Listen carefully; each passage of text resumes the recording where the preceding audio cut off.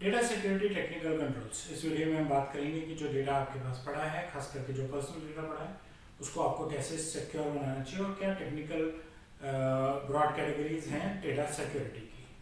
मेरे YouTube channel पे आपका स्वागत है। इस चैनल पे डेटा प्राइवेसी का बहुत सारा कंटेंट है और आगे चल के रोज नया कंटेंट आता रहेगा। हम सबसे पहले बात करेंगे डेटा प्राइवेसी क्या है। डेटा प्राइवेसी मेरा हक है कि मैं तय करूँ कि मैं अपनी क्या पर्सनल इन्फॉर्मेशन किसी के साथ शेयर करना चाहता हूँ, क्यों शेयर करना चाहता हूँ, क्या पर्पज़ है। मुझे पर्पस ठीक लगे, प्रोसेसिंग का तरीका ठीक लगे तो मैं शेयर करूँ, नहीं तो मुझे शेयर करने की जरूरत नहीं है। और क्या वो मेरी इन्फॉर्मेशन किसी और थर्ड पार्टी के साथ शेयर करेगा? जैसे बैंक मेरा खाता खोलेगा, मेरी जानकारी लेगा, मुझे अपने बच्चों की जानकारी नहीं देनी, मेरे सेविंग अकाउंट में उनकी जरूरत नहीं है। और ना ही मैं ये चाहता हूँ कि वो कुरियर वाली कंपनी को बोलें कि इनकी चेकबुक डिलीवर कराओ, तो मैं अकाउंट ओपनिंग फॉर्म में ही मार्क कर दूंगा कि चेकबुक मुझे नहीं चाहिए या चेकबुक मैं ब्रांच में आके कलेक्ट करूंगा। ठीक। सो बैंक की तरफ से जो उन्होंने मुझसे परमिशन ली एक फॉर्म के थ्रू कि मेरे क्या इन्फॉर्मेशन उनको चाहिए और मैं क्या क्या अलाउ करना चाहता हूँ, उस प्रोसेस को डेटा प्राइवेसी के वर्ल्ड में कंसेंट मैनेजमेंट कहते हैं। और मेरे चैनल पे बहुत सारे वीडियो हैं कंसेंट मैनेजमेंट पे। और जो डेटा प्राइवेसी है उसमें वो सब कानून हैं, वो तरीके हैं कि अगर मुझे लगे कि मेरा डेटा मिसयूज किया जा रहा है, गलत तरीके से शेयर किया जा रहा है, तो मैं उसको रोक सकूँ और कानून से मदद ले सकूँ अपना इंटरेस्ट प्रोटेक्ट करने के लिए। अब डेटा है और इन्फॉर्मेशन है तो आईटी तो होगी। आईटी के सिक्योरिटी के दो मेजर प्रिंसिपल्स हैं, सीआईए और आरबीएसी। सीआईए मतलब कॉन्फिडेंशियलिटी, इंटेग्रिटी और अवेलेबिलिटी। मेरा डेटा कॉन्फिडेंशियल रहना चाहिए, एंक्रिप्टेड रहना चाहिए, कोई मेरे डेटा को देख ना सके, कोई खोल ना सके, देख सके तो सिर्फ वो देख सके जिसको मेरे डेटा को प्रोसेस करना है। आप मेरे डेटा में रेगुलर चेकसम्स लगाइए जिससे कि उसकी इंटीग्रिटी बनी रहे, वो करप्ट ना हो। खुदा ना खास्ता वो फिर भी करप्ट हो जाए, डिस्क क्रैश कर जाए, तो आपके पास बैकअप होने चाहिए, डेटा किसी भी फॉर्म में अवेलेबल होना चाहिए जिससे कि आप वो अवेलेबल डेटा वापस ला सकें। इसे कहते हैं सीआईए ट्राइड, कॉन्फिडेंशियलिटी, इंटेग्रिटी और availability. Role based access control में आप जब अपनी कंपनी में यूजर्स बनाए तो ये ध्यान रखें कि उनको कौन सा डेटा एक्सेस करना अलाउड है, कौन सा डेटा यूज करना अलाउड है। एक्सेस करना मतलब सिर्फ देखना, यूज करना मतलब उसको खोल के इसको प्रोसेस करना है, शेयर करना, किसी के साथ डिस्क्लोज करना, उसको इरेज करने का हक भी है कि नहीं, और यूजर के क्या राइट्स हैं, वो अपना डेटा कब कैसे इरेज कराना चाहता है, इसके भी मेरे चैनल पे वीडियोस हैं, आप उनको देख सकते हैं। अब बात आती है कि टेक्निकल कंट्रोल्स क्या है सिक्योरिटी के। चार मेजर एरियाज हैं। सबसे पहला ऑब्फस्केशन। आप डेटा को ऐसे ट्वीक कर देंगे, अनक्लियर कर देंगे कि उसको देख के कोई समझ ही ना सके कि क्या डेटा लिखा हो। ठीक। कुछ हद तक एन्क्रिप्शन को भी उसका पार्ट माना जाता है, लेकिन और नई नई टेक्नोलॉजीज हैं जैसे एनोनिमाइजेशन, सूडोनिमाइजेशन और बहुत सी और टेक्निक्स हैं जिन पे हम अपने नेक्स्ट वीडियो में बात करने वाले हैं, जिससे आप डेटा को अनक्लियर कर दें कि बिना रिस्पेक्टिव टूल्स को यूज किए अगर कोई गलती से सिर्फ मेरे डेटा ब्लॉक्स को चोरी कर लेता है तो वो मेरा डेटा रीड नहीं कर सकता। डेटा मिनिमाइजेशन, आप सिर्फ उतना डेटा कलेक्ट कीजिए जितना आपको अपने काम के लिए चाहिए। जैसा मैंने पहले भी उदाहरण में कहा कि सेविंग अकाउंट तो आप मेरा खोल रहे हैं, आपको क्या जरूरत है मेरी बाकी की फैमिली की जानकारी की? उनमें से किसी एक को अगर मैं ज्वाइंट बनाना या नॉमिनी बनाना चाहता हूँ तो एक अलग बात है, तो आप मेरे से सिर्फ वही इन्फॉर्मेशन लीजिए जो बैंक अकाउंट खोलने के लिए आपको जरूरत है। ठीक। मैं इन्फॉर्मेशन की सिक्योरिटी मैनेज कीजिए, जिसके बारे में हमने पिछली स्लाइड में भी बात किया था। CIA triad, confidentiality, integrity and availability. और प्राइवेसी एनहांसमेंट टेक्निक्स जो हमने ऑब्फस्केशन में भी डिस्कस की थी। डेटा को एन्क्रिप्ट करके रखिए, एनोनिमाइज करके रखिए, मतलब कि आपने डेटा के अंदर कुछ ऐसे एरियाज को किसी और टेक्स्ट से रिप्लेस किया हुआ है, और किस एरिया को किस टेक्स्ट से रिप्लेस किया वो सिर्फ आपके टूल को मालूम है। सो आपके टूल के थ्रू वो डेटा खुलेगा, लेकिन अगर वो डेटा ब्लॉक्स चोरी हो गए हैं तो वो नहीं खुल सकता। डेटा कहने को फिजिकल डेटा तो चला गया, physical in the sense IT का डेटा तो चला गया, लेकिन वो उसको खोल के पढ़ नहीं सकते, राइट। या सूडोनिमाइजेशन कर दें कि वो जो आपने ब्लॉक्स को किसी चीज से रिप्लेस किया वहां पे सूडोनिम डाल दें, है ना, एक वर्ड उसकी जगह उसका सूडोनिम डाल दें, तो वो खोल तो जाएगा, दिख भी जाएगा, लेकिन मतलब तो फिर भी नहीं निकलेगा। ठीक है। सो वो प्राइवेसी एनहांसमेंट टेक्निक्स में आता है, जो एक बहुत मेजर एरिया है प्राइवेसी के लिए डेटा कंट्रोल करने, डेटा की सिक्योरिटी कंट्रोल करने का। आप मेरा डेटा डिस्ट्रॉय कब करेंगे? मैंने आपसे कहा यूजर राइट्स के वीडियो को आप देखें। जो भी यूजर के पास राइट्स हैं उसमें सबसे इंपॉर्टेंट राइट है कि वो आपसे आके कह सकता है कि मेरा डेटा डिलीट कर दीजिए। उसकी एक स्टेज ये भी है कि वो अपना राइट टू ऑब्जेक्ट यूज करेगी, वो कहे मेरा डेटा प्रोसेस करना बंद कर दीजिए, लेकिन वो साथ के साथ डिलीशन, इसको राइट टू इरेजर भी कहते हैं, की भी रिक्वेस्ट डाल सकता है कि मेरा डेटा इरेज कर दीजिए।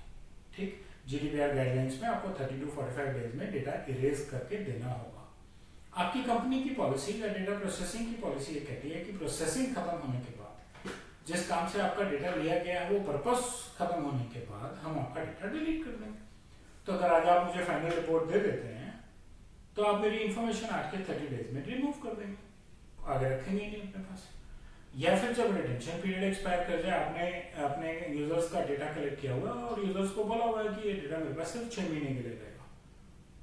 ठीक, सो जैसे ही 180 दिन गुजरते हैं 181st डे पे आप वो डेटा रिमूव कर देंगे और ये रोज की साइकिल चलती रहेगी। ठीक, अब इनको रिमूव कैसे करना है? फिजिकल डेटा पुराना मेथड है, काम का है, श्रेडिंग, पेपर श्रेडर लगाइए, कागज डालिए, डिलीट कर, पेपर फट जाएगा। अभी रिसेंटली एक हॉस्पिटल में हुआ, पुराने पेशेंट्स के रिकॉर्ड गार्बेज में बेच दिए गए, उनको लगा बहुत साफ सुथरा पेपर है, उन्होंने पेपर प्लेट बनाने वाले को बेच दिए और उसने पेपर प्लेट्स बना के उसी अस्पताल में सप्लाई कर दी। ठीक, तो पर्सनल इंफॉर्मेशन जो सारे पेशेंट्स की थी वो दूसरे पेशेंट्स के पास पेपर प्लेट बन के आ गई, लंच सर्व हो गया उसमें। इंपॉर्टेंट क्या है? आप उसको शेड कर दीजिए। ठीक है, आप उसको मेल्ट कर दीजिए। मेल्टिंग में क्या करते हैं? मेल्टिंग में एक कंटेनर में पानी लेके उसको गर्म किया जाता है और उस गर्म पानी में पेपर्स को डाल दिया जाता है जिससे कि वो पेपर मेल्ट कर जाए। पेपर मेल्ट कर जाएगा तो उसके ऊपर जो लिखा हुआ था वो तो ऑटोमेटिकली मेल्ट कर जाएगा। और ये बेसिक टेक्नोलॉजी जो हमेशा से चल रही थी, आगे ला दीजिए कागजों को। अब इन कागजों की कोई जरूरत नहीं है। इससे पहले कि ये गायब हो जाए, इससे पहले कि कोई इनमें से कुछ पढ़ के मिसयूज करे, अब उन कागजों को जला दीजिए। ये तो हुआ आपका फिजिकल पेपर। अब बात आती है आपकी इलेक्ट्रॉनिक पेपर की। आप इलेक्ट्रॉनिकली कैसे डिलीट करेंगे? डिलीट कीजिए, ओवरराइट कीजिए, डिलीट कीजिए, ओवरराइट कीजिए। थोड़ा ध्यान से रखने वाली बात है, आप डी ड्राइव में से एक फाइल डिलीट करके दूसरी फाइल बनाएंगे तो वो ओवरराइट नहीं होगी। एक फाइल एलोकेशन टेबल से फाइल जाएगी और नई वाली फाइल दूसरे में बन जाएगी। तो डिलीट ओवरराइट उतना आसान नहीं है। डिलीट ओवरराइट के टूल्स आते हैं, कुछ सॉफ्टवेयर्स में, कुछ बैकअप एप्लीकेशंस में इनबिल्ट कैपेबिलिटी होती है और कुछ टूल्स आते हैं जिनसे आप बोलेंगे कि मुझे अपनी डिस्क में से ये फाइल्स डिलीट करनी है और 7 पास, जिसको सबसे ज्यादा सेफ माना जाता है कि आप 7 बार उन ब्लॉक्स के ऊपर कुछ लिखेंगे, डिलीट कर देंगे, लिखेंगे, डिलीट कर देंगे। तो 7 पास डिलीशन करेंगे तो आप सेफेस्ट गिने जाएंगे, डेटा डिलीट हो जाएगा और ओवरराइट हो जाएगा किसी और डेटा से। और एक दूसरा प्रोसेस है जिसको डिस्क डिगॉजिंग कहते हैं। डिस्क डिगॉजिंग थोड़ा केयरफुल करके करने वाला प्रोसेस है, लेकिन बहुत बढ़िया प्रोसेस है। ये डिस्क पे से सारा डेटा रिमूव करके डिस्क को हमेशा के लिए इसलिए खराब कर देता है कि डिस्क दोबारा इस्तेमाल ना हो सके। ऐसी चीजें, ऐसे केसेस कई आ चुके हैं कि जहां पे आप डिस्क को कबाड़ समझ के बेच देते हैं और खरीदने वाला अगर इंटेलिजेंट होता है तो उसी में से डेटा निकाल लेता है ना। क्रेडिट कार्ड रिकॉर्ड्स निकल आते हैं, पेशेंट रिकॉर्ड्स निकल आते हैं। तो डिस्क, चाहे आपको कोई स्टोरेज वाला कह दे कि रेड ग्रुप में ये डिस्क खराब हो गई है, अब आप इसको निकाल के फेंक सकते हैं। आप निकालिए, रिप्लेस कीजिए, अपनी सिक्योरिटी ठीक कीजिए, अपना डेटा ठीक कीजिए, लेकिन इस डिस्क को डिगॉज कीजिए, फेंकिए नहीं। डेटा फेंकने से नहीं डिलीट होता, डिगॉजिंग करने से डिलीट होता है। ठीक, और सिर्फ उस डिस्क को किसी चीज से तोड़ने से या इम्पैक्ट प्रेशर डालने से डेटा नहीं डिलीट होगा, वो रिकवरेबल रहेगा जब तक कि आप उसकी डिगॉजिंग नहीं कर देते। एक चैलेंज है बड़ी कंपनीज में, पुराने बैकअप लिए जाते हैं, रोज लिए जाते हैं। कोई कंपनी 10 साल के लिए संभालती है, कोई 15 के लिए संभालती है। तो अगर आप कोई पुराना बैकअप रिकवर करेंगे तो वो सारा रिकॉर्ड जो आप कहने को कह चुके हैं कि आप डिलीट कर चुके हैं, वो सारा रिकॉर्ड वापस आएगा। पुराना बैकअप कंप्लायंस के लिए है, क्योंकि अगर कोई अनटूवर्ड इंस्टेंस होगा तो आप कल या परसों का बैकअप पे रिलाई करेंगे, साल 2 साल 15 साल पहले वाले डेटा पे नहीं रिलाई करेंगे। आप अपनी पॉलिसीज में डॉक्यूमेंट कीजिए कि आपने पुराने बैकअप लेके रखे हैं और सिर्फ कंप्लायंस नीड पे आप उनको रिकवर करेंगे, लेकिन उसमें से वो इंफॉर्मेशन यूज करेंगे जो लीगल रेगुलेशंस या कंप्लायंस ने आपसे मांगी है। उससे आपकी पॉलिसी इस चीज से फ्री हो जाती है कि लिटिगेशन के टाइम पे या किसी अनवांटेड क्लेम के टाइम पे आपने सिर्फ रिक्वायर्ड इंफॉर्मेशन निकाल के शेयर की और बाकी का बाकी डेटा बैकअप में ही रहा और आपने जो रिकवर हुआ था उसको साथ के साथ डिस्ट्रॉय कर दिया।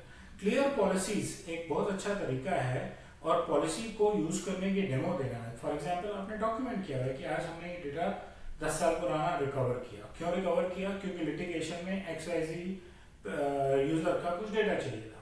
अगर आपने ये प्रॉपर्ली डॉक्यूमेंट किया हुआ है, कंप्लायंस टीम के साथ शेयर किया हुआ है, तो आप कंप्लायंट हैं। लेकिन आपने रिकवर किया है और रिकवर करके अपने डिस्क पे छोड़ दिया और किसी और यूजर ने आके दिखा रहे तो वो रिकवरी हुई और उसमें से डेटा एक्सट्रैक्ट कर लिया, तो आप ना तो कंप्लायंस मीट कर रहे हैं, ना सिक्योरिटी मीट कर रहे हैं, और डेटा प्राइवेसी तो खत्म।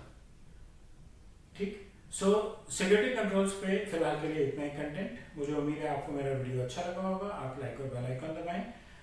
डेटा प्राइवेसी पे कंटेंट पे अपडेटेड रहने के लिए सब्सक्राइब बटन दबाएं और अपना फीडबैक जो है वो कमेंट सेक्शन में शेयर करें। धन्यवाद।